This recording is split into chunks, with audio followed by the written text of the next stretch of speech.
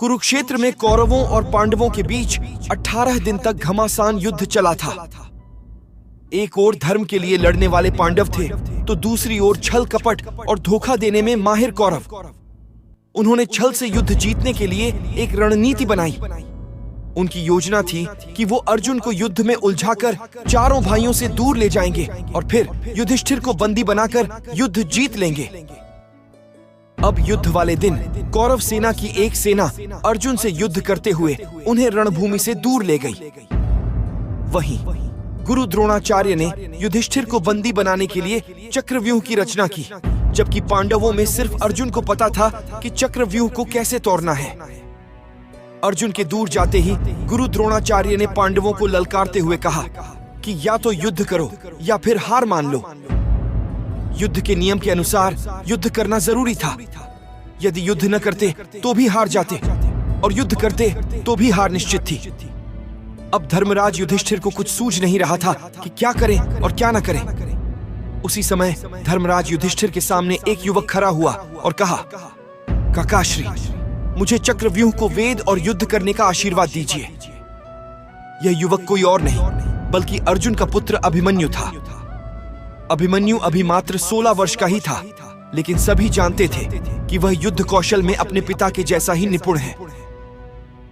युधिष्ठिर ने अभिमन्यु को मना किया, लेकिन अभिमन्यु नहीं माना और उसने कहा, मुझे चक्रव्यूह वेद न आता है। जब मैं अपनी मां के गर्भ में था तो पिता ने मां को चक्रव्यूह वेदने का तरीका बताया था। बस तभी मैंने इसे सीख लिया था।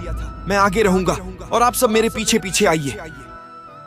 हार मानकर युधिष्ठिर ने अभिमन्यु की बात मान ली और सभी युद्ध के लिए तैयार हो गए।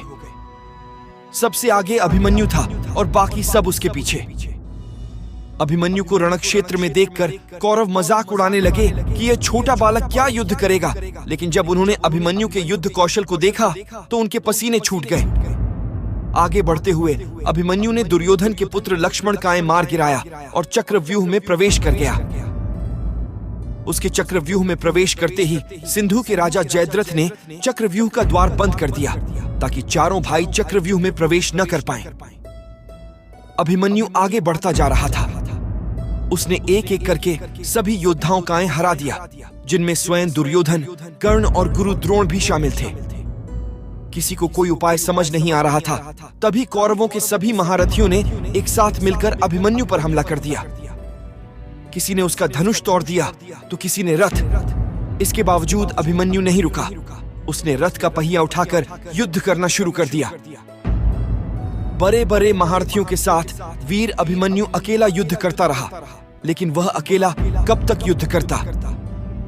अंत में सभी ने मिलकर उसकी हत्या कर दी और अभिमन्यु वीर गति को प्राप्त हुआ। अभिमन्यु की मृत्यु के बाद अर्जुन ने प्रतिज्ञा ली कि वह अगले दिन युद्ध में जयद्रथ का वध कर देगा। आज शूरवीर अभिमन्यु का नाम कर्ण और अर्जुन से भी पहले सम्मान के साथ लिया जाता है। मित्रों, वीडियो अच्छी लगा तो चैनल को सब्सक्राइब करो और इस वीडियो को लाइक शेयर जरूर करना।